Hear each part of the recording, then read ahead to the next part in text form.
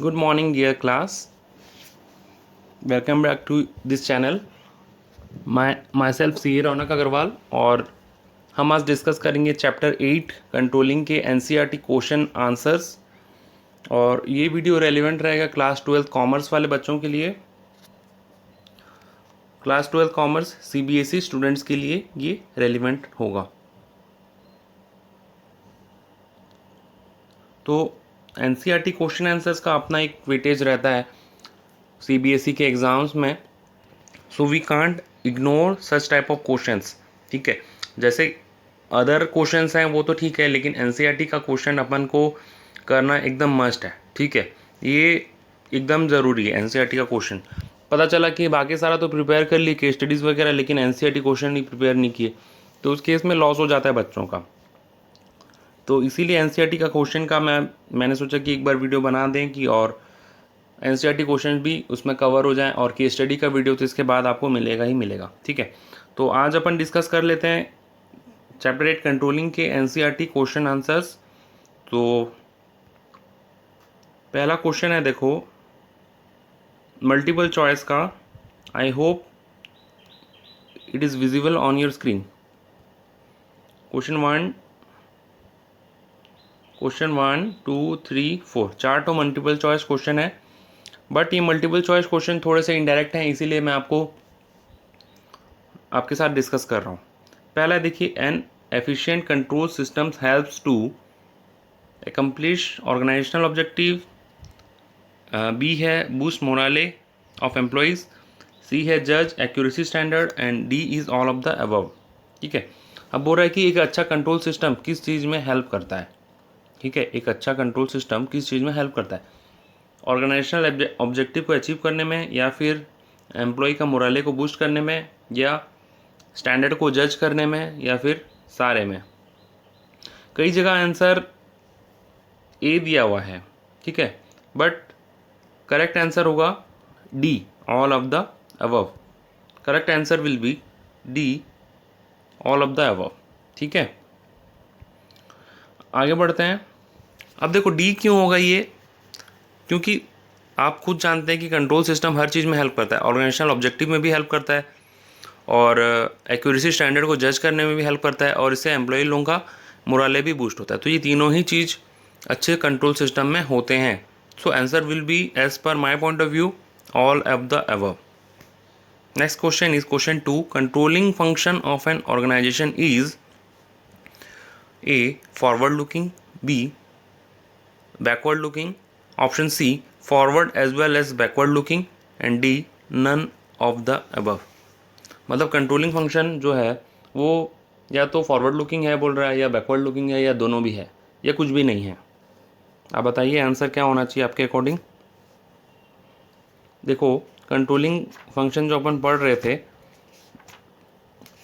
तो अपन ये देखे थे कि कंट्रोलिंग फंक्शन दोनों काम करता है, both forward as well as backward looking. ठीक है, और ये चीज़ अपन relationship between planning and controlling में भी पढ़े थे कि both planning and controlling are forward as well as backward looking. ये चीज़ मैं आपको बताया था। ठीक है, तो यहाँ पे मैं लिख दूँ कि यहाँ पे होगा forward as well as backward looking, और इसके साथ मैं अगर क्या लिखूँ कि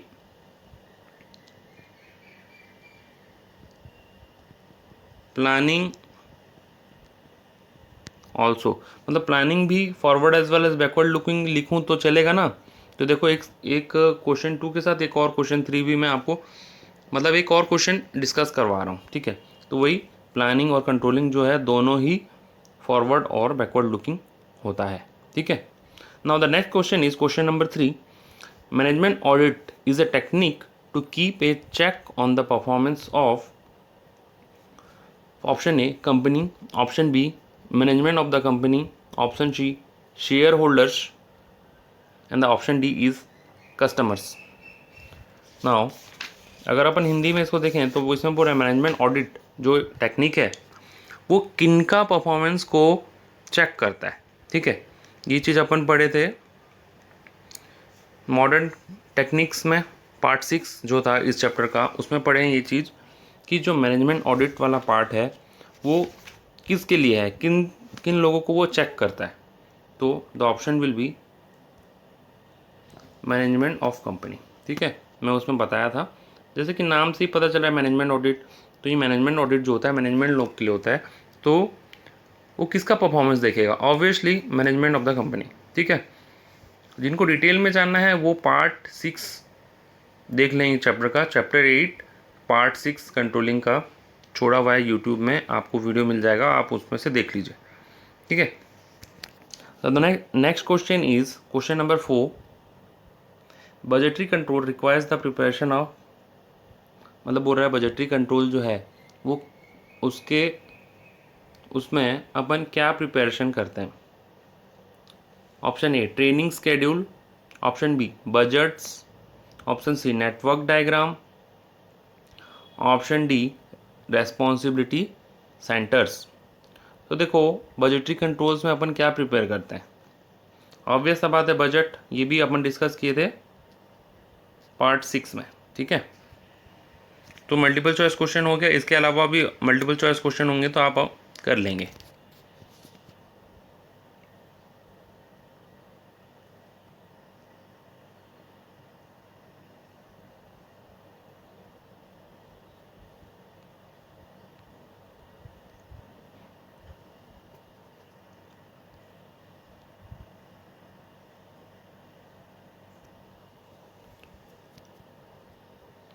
now here comes the short answer type question. Short answer type question में आप देखेंगे 3 मार्क्स के भी हो सकते हैं, 4 मार्क्स के भी हो सकते हैं।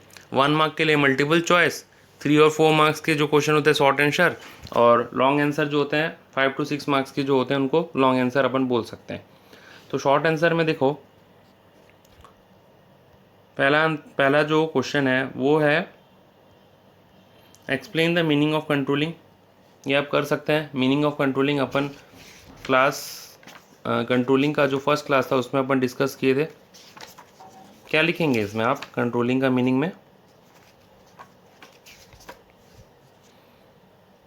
वही लिखेंगे कि it can be defined as the comparison of actual performance with plan performance. If there is any difference और deviation then finding the reason of such difference and taking corrective measures. ठीक है, तो ये होगा आपका मीनिंग ऑफ कंट्रोलिंग। देखो meaning और definition के बीच में आपको डिफरेंस पता है ना? डेफिनेशन मतलब एग्जैक्ट होता है, और वो जिस ऑथर का डेफिनेशन है उस ऑथर का नाम वगैरह आपको फुल स्टॉप कॉमा पूरा एग्जैक्टली वैसे ही लिखना है। लेकिन मीनिंग आपका अपना भी हो सकता है, कोई अदर बुक का भी हो सकता है, उसमें कोई चेंजेस कर सकते हैं, उसमें कोई दिक्कत नहीं है। तो मीनिंग और डेफिनेशन में डिफरेंस होता है। Question number 2, planning is looking ahead and controlling is looking back. Comment. Planning is looking ahead and controlling is looking back. Comment. तो इसमें आपको क्या लिखना है? मतलब देखो अभी थोड़ी देर पहले मैं इसका आंसर आपसे थोड़ा सा मल्टीपल चॉइस में डिस्कस किया था। देखो इसमें बोल रहा planning is looking ahead, planning सिर्फ आगे देखने का होता है, कंट्रोलिंग इज लुकिंग बैक। तो क्या ये सही है क्या? कमेंट करने के लिए बोला है, कमेंट करने के लिए बोला है। क्या ये सही है क्या? ट्रू या फॉल्स आपको बताना है और विथ रीज़न बताना है, क्योंकि ये मल्टीपल चॉइस क्वेश्चन नहीं है ट्रू फॉल्स लिख के आप आगे बढ़ गए। शॉर्ट आंसर टाइप क्वेश्चन है, इसमें आपको रीज़न भी देना है। ठीक है, तो इसमें आप लिखेंगे relation between planning and controlling. ठीक है, इसमें आप लिखेंगे relation between planning and controlling का वो जो पॉइंट था ना, कौन सा point?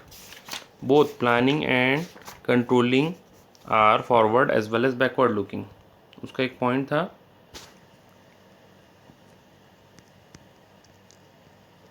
Planning and controlling are forward and backward looking.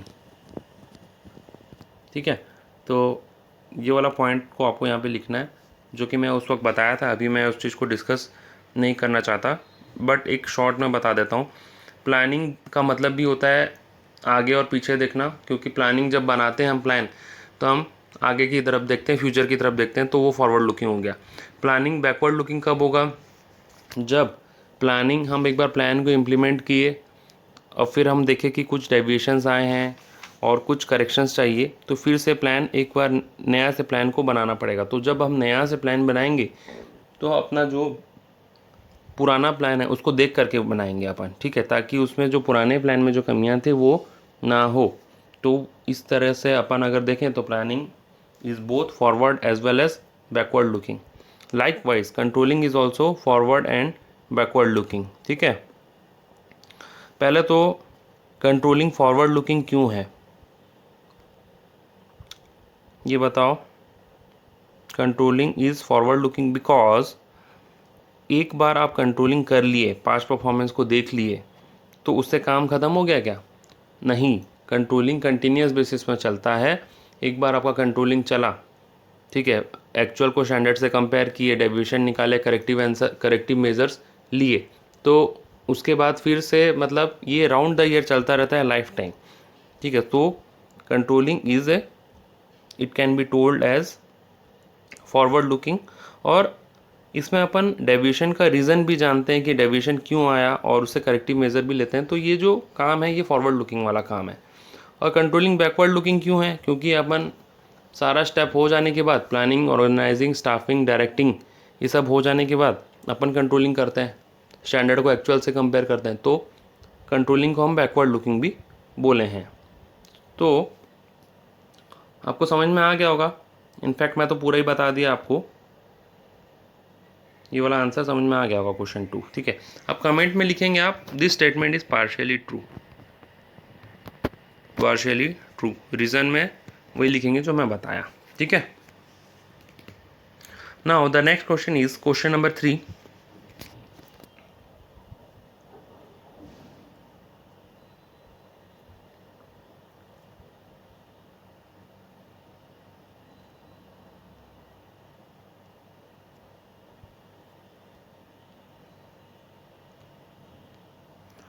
Question number 3 जो है आपके स्क्रीन पे,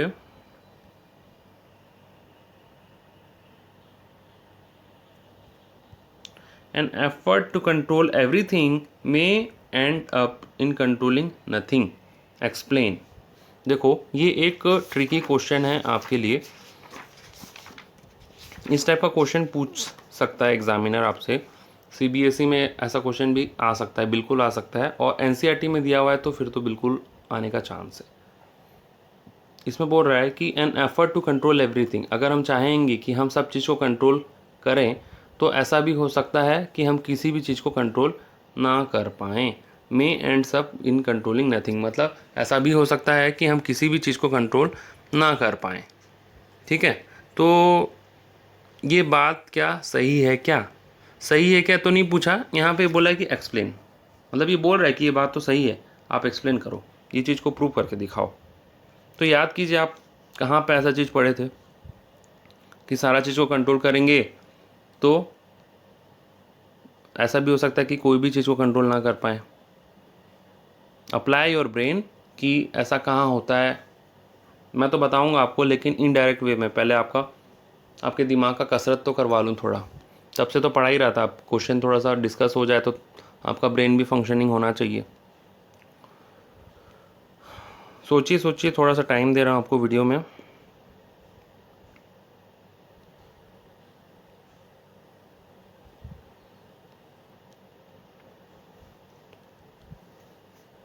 सब कुछ के बजाय हम कुछ चीज़ के ऊपर ध्यान दें तो बेहतर होता है। कुछ याद आया? पूरा ना सही, कुछ ऐसे स्पेसिफिक चीज़ों में ध्यान दें तो कंट्रोलिंग अच्छा होता है। या फिर मैनेजमेंट अपने कोर एक्टिविटी की तरफ ध्यान दें, कोर एक्टिविटी, मेन एक्टिविटी। अब कुछ याद आया? कोर एक्टिविटी और मेन एक्टिविटी वर्ड यूज़ कर लिया मैं। अब कुछ याद आ गया होगा मेरे ख्याल से कुछ बच्चों को। ऑर्गेनाइजेशन में उसका जो कोर एक्टिविटी है और मेन एक्टिविटी है उसकी तरफ फोकस करना चाहिए। याद आया कुछ? ये टॉपिक है कंट्रोलिंग प्रोसेस का, और अपन उसमें एक पॉइंट डिस्कस किए थे, याद होगा अगर आपको तो। उसका नाम था, नाम तो सुना ही होगा,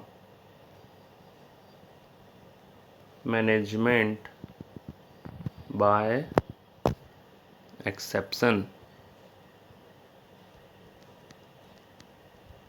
ठीक है, देखो ये क्वेश्चन ट्रिकी है, फर्स्ट टाइम अगर आप देखेंगे तो नहीं कर पाएंगे, लेकिन अगर आप एक बार करके गए तो आप ज़रूर लिख लेंगे इसको।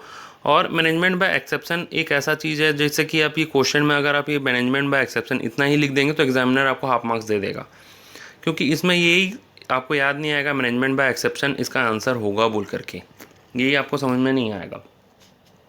तो मैनेजमेंट बाय एक्सेप्शन में अपन वही चीज़ पढ़े थे कि जो छोटा छोटा चीज़ है, छोटा मोटा जो एरर है उसको हम छोड़ दें। जैसे मान लो पहले प्रोडक्शन कॉस्ट आता था, पहले प्रोडक्शन कॉस्ट आता था एक पेन का, मान लो 5 रुपया 10 पैसा, और अभी आ रहा है उसका कॉस्ट 5 रुपया 15 पैसा। तो ये जो 5 पैसा एक्स्ट्रा आया, इसके पीछे आप ना लग के जो आपका मेन कोर एक्टिविटी है, ठीक है, उसमें आप लगें, ताकि ये ठीक है डिफरेंस तो है, पर इसके पीछे आप लगेंगे तो आप जो मेन आपका एक्टिविटी है उसको आप लूज़ कर देंगे और उससे आपको ज़्यादा लॉस हो जाएगा। ठीक है, ये चीज़ मैं बता चुका हूँ आपको, अभी मैं वही चीज़ रिपीट नहीं करूँगा। तो वही चीज़ है, मैनेजमेंट बाय एक्सेप्शन में लिखेंगे आप, मैनेजमेंट बाय एक्सेप्शन को यहाँ पे एक्सप्लेन करेंगे, और मैं बता ही चुका हूँ आपको। इसमें एक और लाइन आप ज़रूर ऐड कर दें, मैं यहाँ लिख रहा हूँ,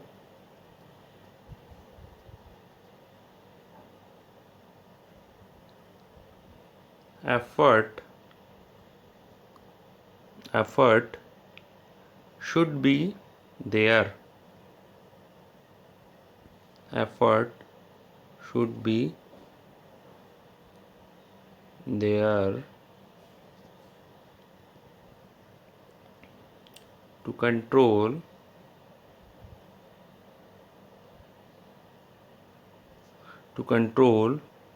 major things,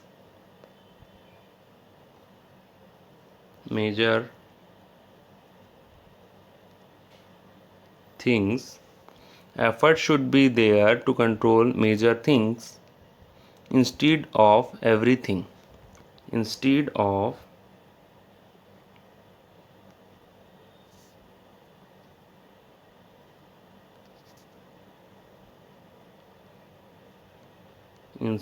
of everything।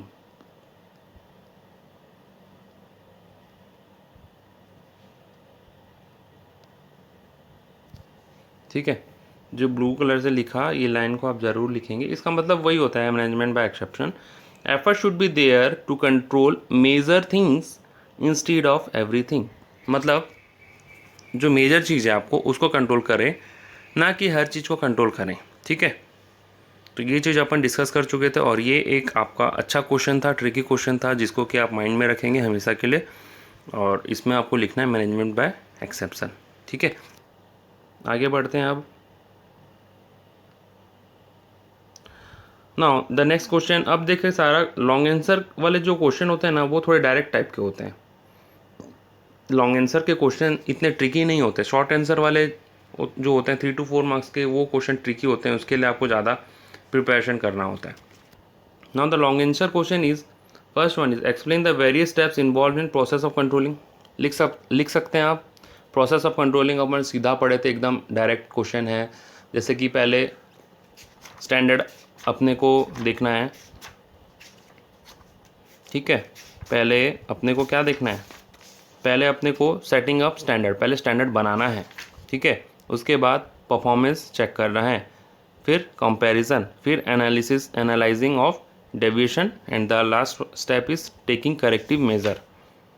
और फीडबैक आप लिखेंगे तो लिख लीजिएगा, फीडबैक इन कंट्रोलिंग, फीडबैक वाला जो पॉइंट है, तो ये 6 पॉइंट वाला जो चीज़ है आप ज़रूर लिखेंगे इसमें, various steps involve in process of control. ठीक है, next question is explain the techniques of managerial control. Techniques of managerial control पढ़े थे अपन मॉडर्न एंड